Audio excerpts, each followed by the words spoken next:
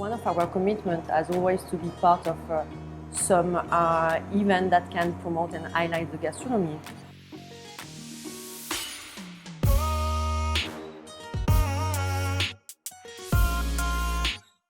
A rising talent is a person that is, I think, engaged, committed, that has a creativity, that has also a sense of connection with people and want to share and transmit with the industry.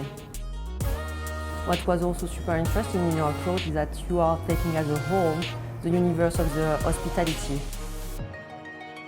We are also really proud in the company of working closely with our partners that are the farmers.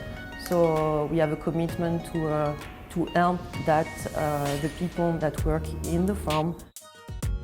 Chocolate is emotion. You have a lot of things that are coming when you taste chocolate, and I really appreciate when some people at the end of their class say, "Hey, I will never see a bag of chocolate as I've seen it before."